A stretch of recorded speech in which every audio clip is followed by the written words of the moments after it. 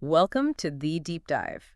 Today we're diving into a topic that's, well, it's really vital, especially if you've ever known someone in the ICU. We're talking about renal replacement therapy.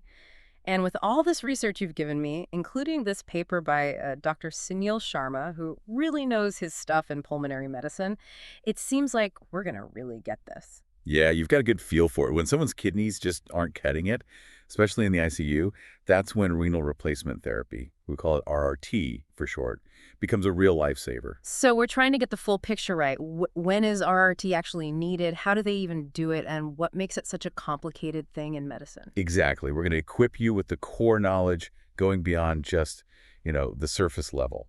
By the end of this deep dive, you'll really get the applications, the challenges, the whole 9 yards. You'll see what doctors are grappling with. Dr. Sharma doesn't sugarcoat it in this paper. He says acute renal failure, or ARF, is a big problem in ICUs. And get this, the main culprit is sepsis. That's kind of scary, honestly. Yeah, ARF is linked to, frankly, some scary mortality rates. We're talking often over 30%. And if someone has, multiple organ dysfunction syndrome on top of that, MODS as it's called, it can shoot up to 90%. What makes ARF so tricky is that beyond really severe potassium levels, we don't fully get how these uremic toxins really work. So treating it is like aiming at a moving target. That's intense. It's like trying to solve a puzzle, but the pieces keep changing shape. It sounds like the medical world has been trying to find better solutions. Like Dr. Sharma mentioned that intermittent hemodialysis, or IHD, that was the only game in town for years. And it still is pretty common. But yeah, IHD can be rough, especially for those who are already really weak. That makes sense. So how did they make it easier on patients, especially those who couldn't handle the old IHD? So they came up with something called continuous renal replacement therapies, or CRRT. First, they described it back in '77. A key player there is continuous venovenous hemofiltration. It's a mouthful, so we call it CVVH. That one's been huge for people who just couldn't handle the intensity of the standard IHD. Wow, so CVVH, that's like the gentler approach. You got it. I'm seeing all these acronyms, though, like CVVH, there's CVVHD, CVVHDF. It's like a whole secret code. It's like a specialized toolkit. Each CRT modality, that's what we call them, it's like a different tool with its own strengths. CVVH, that's all about filtration, like a really fine sieve. Then there's CVVHD, that one uses diffusion. Think of it like soaking something to get the impurities out. And then, of course, there's CVVHDF, the combo deal. Filtration and diffusion together. Wow, so many options. It's about picking the right tool from the CRRT toolbox based on what the patient needs. Makes sense. Dr. Sharma, he goes on to list those like classic red flags that scream dialysis, things like fluid buildup, potassium levels going haywire, metabolic acidosis, the works. And those are often situations where RRT, it's almost a last resort, but it can be the thing that turns it all around. But the thing is, the timing of RRT, when to actually start it, that's a whole debate in critical care. Wait, so there's debate on when to start. I just figured in those critical situations, sooner's always better, right? You'd think so. It's not always that cut and dry. There's this whole idea of starting early versus starting late, and the research, well, it's all over the place. Really? Yeah, some studies say jump in early, especially with patients battling shock or multiple organ failure. They want to keep this one blood marker, BUN, below a certain number. But then other studies, like there's this one by Bowman and his team, they didn't find any big difference in survival rates between starting early or waiting. That's a tough one for doctors to figure out. It's like you have the tools, but knowing when to use them, that's a whole other story. Speaking of tools, Dr. Sharma mentions membranes. Dialysate solution sounds very technical. Let's break it down. Imagine this. In RRT, the patient's blood, it actually flows outside their body and goes through this special filter, a membrane. Think of it like a superfine sieve separating the bad stuff, the waste products, and excess fluid from the blood. And then the clean blood goes back into the body. So it's like giving the blood a deep clean outside the body. You got it. What about these dialysate solutions he keeps mentioning? What are those all about? Ah, the dialysate. Those are crucial. Think of it like this. You have your blood on one side of the membrane, right? And then on the other side, you have this special solution, the dialysate. And it's formulated to pull out those waste products from the blood, kind of like a magnet attracting and trapping all the gunk. So it's about creating the right conditions for the bad stuff to be pulled out. Exactly.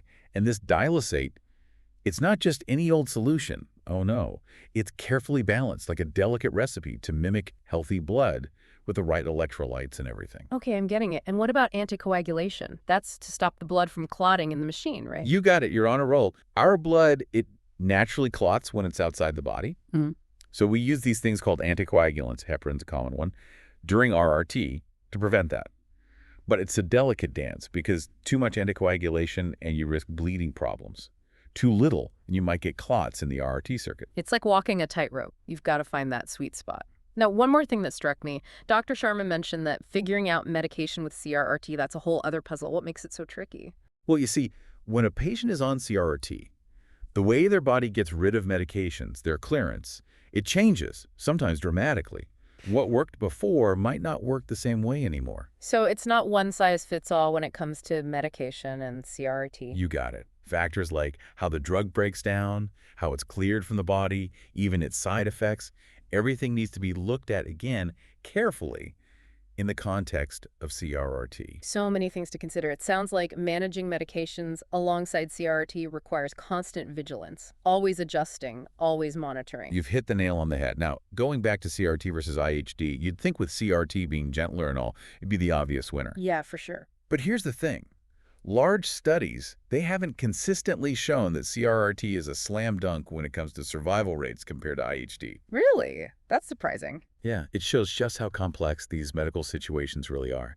The choice between CRRT and IHD, it's not a no-brainer. You've got to look at the whole picture, the person's illness, how severe it is, what other problems might pop up, even things like, what resources are available. It's wild.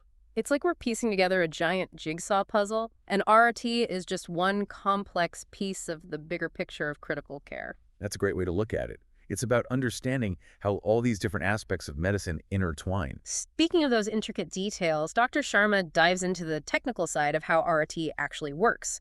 He uses these terms, diffusion, convection, hemodiafiltration.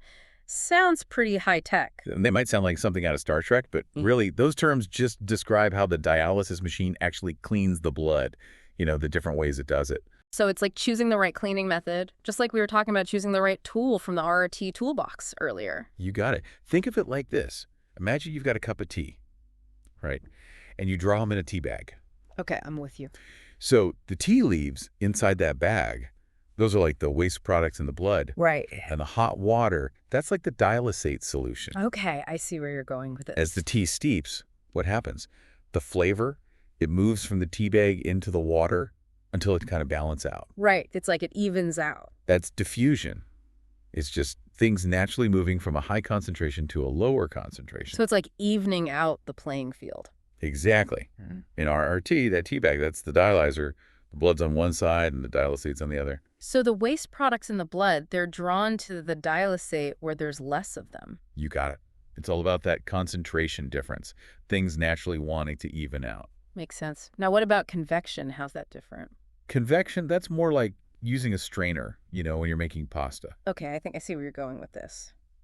The water, those tiny little pasta bits, they go through, but the big noodles, they get left behind. Right. In RRT, this process, it's called ultrafiltration.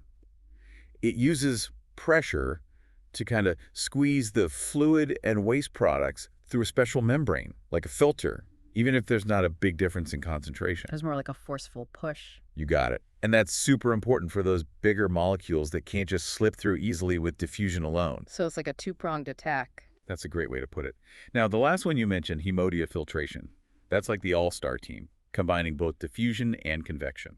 So it's like taking the best of both worlds. Exactly. You get a really thorough cleaning process that way. That makes sense. It seems like using all the tools in the arsenal would be the most effective approach. Well, each technique has its own pros and cons.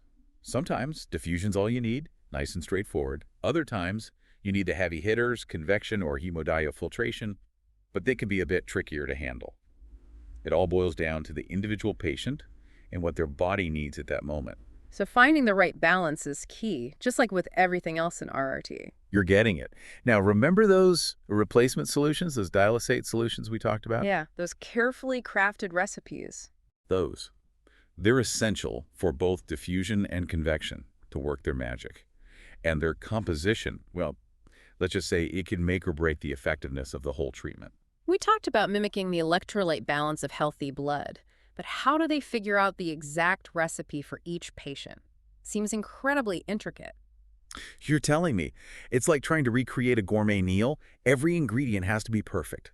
You see, the dialysate solution, it directly affects the patient's electrolytes and that delicate acid-base balance we talked about. If you've got too much or too little of a certain electrolyte in that solution, it's going to throw the whole system out of whack. Wow, so it's really a balancing act. Big time. We're talking precise measurements of sodium, potassium, calcium, magnesium, all those essential minerals, all in just the right amounts to match what the patient needs. It's almost like creating a personalized IV drip, tailored to their blood chemistry. You got it. And it doesn't stop there. Throughout the entire RRT treatment, we're constantly monitoring the patient's response to the dialysate, making adjustments as needed to keep everything in check. So there's constant fine-tuning happening behind the scenes. You could say that again. Remember when we talked about that acid-base balance, how important it is? Yeah, how our bodies need that Goldilocks zone, not too acidic, not too basic. Exactly. Well, the dialysate solution plays a big role in maintaining that balance, too. You see, when the kidneys aren't working right, acid can build up in the blood, and that's bad news. It's called metabolic acidosis, and it can cause a whole bunch of problems. So it's like the body's internal pH is out of whack. That's a good way to put it. So to combat this, we add something called bicarbonate to the dialysate. Bicarbonate, like baking soda. You got it. It acts like a buffer, neutralizing that excess acid and helping restore the blood's pH to a normal, healthy level. So it's like giving the blood a little antacid. Exactly. And that makes a world of difference for patients undergoing RRT. It can improve their blood pressure control, reduce inflammation, and might even lead to better overall outcomes. It's amazing how something as simple as adjusting the ingredients in a solution can have such a huge impact on a patient's well-being. That's the beauty of it. It all comes back to that delicate balance we keep talking about. Every little tweak, every adjustment, it's all about fine-tuning the treatment to match the individual needs of the patient. It's like a high-stakes game of chemistry, where the stakes are a person's life. That's a powerful way to put it. And it highlights the expertise and dedication of the healthcare professionals who are managing these complex treatments day in and day out. They're true heroes in my book. It's like we've been on this incredible journey through the microscopic world of the kidneys and the technology that can step in when they need a helping hand. It really puts things into perspective, doesn't it? How even the tiniest imbalances in our bodies can have huge consequences, and how medical science is constantly striving to find solutions. Absolutely. And as we wrap up this deep dive into renal replacement therapy, what are some of the key takeaways you'd like our listeners to remember? What's the heart of the matter? Well, I think the most important thing to remember is that RRT, as complex as it is, represents hope. For people facing kidney failure, it's a lifeline, a testament to the power of medicine to step in when things go wrong. It's a powerful reminder that even when our bodies face these really tough challenges, there are these brilliant minds out there working tirelessly to find solutions and give people a fighting chance. Exactly. And it's not just about building machines or creating medicines. It's about this deep understanding of how the body works, down to the tiniest detail, and using that knowledge to personalize treatment for each individual patient. That focus on personalized care has been a constant theme through our deep dive, hasn't it? It's not a one-size-fits-all approach. It's about that constant back and forth between the science and the art of medicine. You said it. And that's where the listener comes in, too. The more we know about these complex medical treatments, the better equipped we are to be active participants in our own healthcare journeys. We can ask the right questions, explore different options, and work alongside our medical team to make informed decisions. It's about realizing we have a voice, that we're not just along for the ride, but we can actually grab the wheel and help navigate, with the guidance of our doctors, of course. Absolutely. And while we've been talking about how amazing RRT is, we can't forget about prevention, right? Taking care of our kidneys in the first place through healthy habits, managing those chronic conditions like diabetes or high blood pressure, and being aware of any medications that might affect our kidneys. It's like our kidneys work so hard for us, the least we can do is return the favor, right? Exactly. And for anyone out there listening who's dealing with kidney disease, remember RRT isn't the end of the road. It's like a bridge, giving your body time to rest and recover, giving you a chance to get back on your feet and live your life. It's a beacon of hope, a testament to human ingenuity, and it reminds us that there's always more to learn and more progress to be made. Well said. We've really just dipped our toes into the vast ocean of renal replacement therapy, but hopefully this deep dive has sparked some curiosity, some questions. Don't be afraid to dive deeper, explore further, and never stop learning. Thank you for joining us on this incredible deep dive into the world of renal replacement therapy. Until next time, keep asking questions, stay curious, and keep diving deep into the world around you.